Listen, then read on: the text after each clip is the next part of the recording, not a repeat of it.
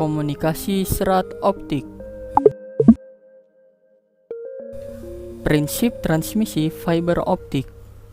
Fiber optik atau kabel optik adalah saluran transmisi terbuat dari kaca atau plastik yang digunakan untuk mentransmisikan data melalui media berupa cahaya dari suatu tempat ke tempat yang lain dengan waktu yang sangat cepat dan data yang sangat besar. Sedangkan pada sistem komunikasi optik, informasi diubah menjadi sinyal listrik, kemudian diubah lagi menjadi optik atau cahaya. Sinyal tersebut kemudian dilewatkan melalui serat optik. Setelah sampai di penerima, cahaya tadi diubah kembali menjadi sinyal listrik dan akhirnya diterjemahkan menjadi informasi. Perbedaan sistem komunikasi optik dengan sistem komunikasi biasa terletak pada proses pengiriman sinyalnya. Pada sistem komunikasi biasa, sinyal informasi diubah menjadi sinyal listrik atau elektrik, lalu dilewatkan melalui kabel tembaga.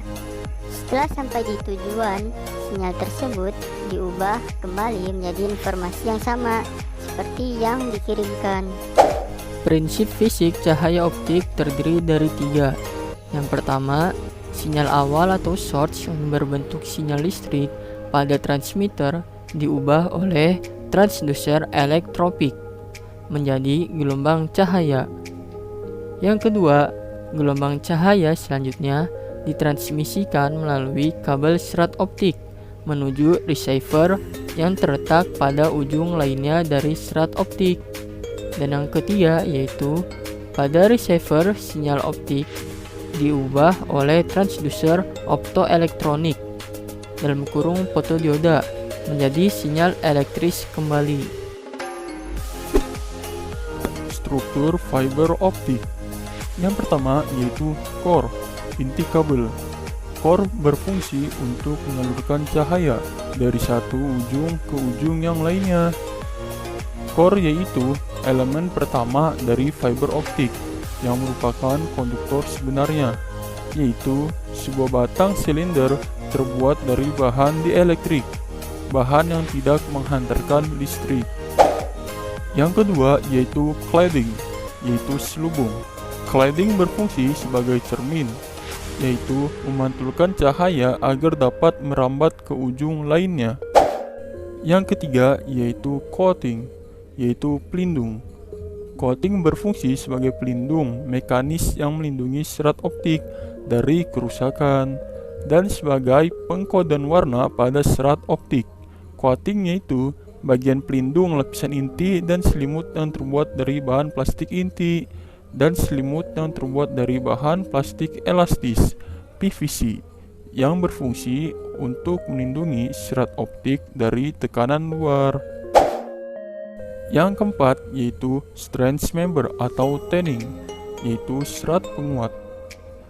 Strange member berfungsi sebagai serat yang menguatkan bagian dalam kabel sehingga tidak mudah putus dan terbuat dari bahan serat kain sejenis benang yang sangat banyak dan memiliki ketahanan yang sangat baik. Yang kelima yaitu jaket kabel, yaitu selongsong kabel. Jaket kabel berfungsi sebagai pelindung keseluruhan bagian dalam kabel serat optik, serta di dalamnya terdapat tanda pengenal terbuat dari bahan PVC. Dan yang terakhir yaitu konektor. Konektor merupakan komponen yang berfungsi sebagai penghubung antara kabel optik menuju port. Dengan adanya konektor, kinerja serat optik menjadi lebih maksimal. Pengenalan jaringan optik. Terdapat teknologi baru yang dinamakan Passive Optical LAN dalam kurung POL. Teknologi berbasis Gigabit Passive Optical Network dalam kurung GPON ini mampu menjawab kebutuhan bandwidth pada jaringan lokal area network berbasis Ethernet yang semakin hari kian meningkat. Persyaratan teknik perangkat yaitu mampu menyalurkan atau membawa multi layanan voice, data, video dalam satu platform teknologi berbasis passive optical network pada lingkungan jaringan masa depan. Jangkauan jaringan fiber optik. Perkiraan loss link budget. Kabel fiber optik membawa sinyal digital dengan jarak kurang lebih 60 mil dalam kurung 100 km. Pada jalur distribusi jarak jauh, biasanya terdapat peralatan tambahan setiap 40-60 mil yang berfungsi menguatkan sinyal dan kemudian mentransmisikan sinyal ke equipment selanjutnya. Terdapat dua alternatif yang bisa digunakan untuk memperkirakan kebutuhan energi suatu link. Yang pertama, kalkulasikan total rugi link dari fiber jika panjang dan variabel rugi diketahui. Dan yang kedua, kalkulasi jarak maksimum fiber optical budget dan variabel rugi diketahui. Repeater optik. Sistem digital fiber optik repeater terdiri dari dua bagian donor unit dan remote unit.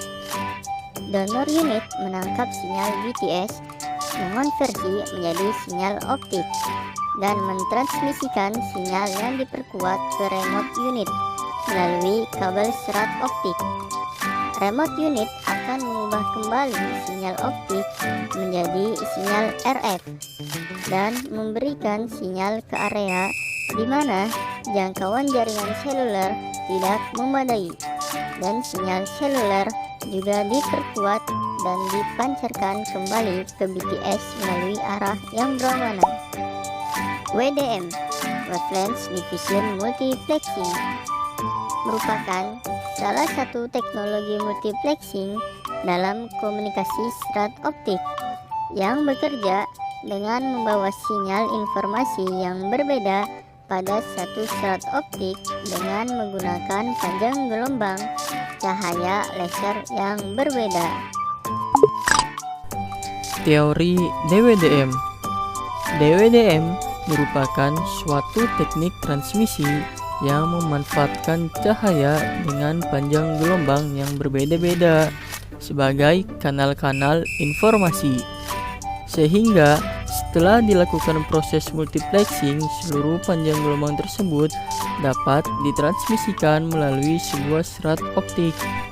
Teknologi DWDM dinyatakan sebagai suatu teknologi jaringan transport yang memiliki kemampuan untuk membawa sejumlah panjang gelombang dalam satu fiber tunggal.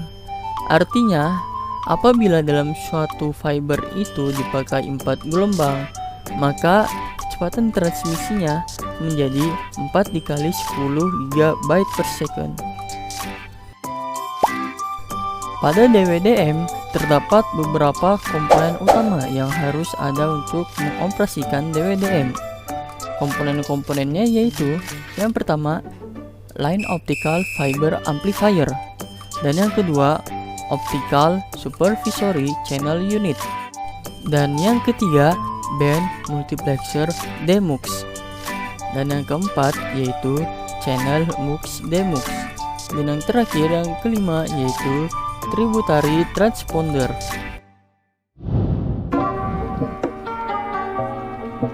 Cukup sekian materi pada video kali ini. Stay safe everyone. See you next time.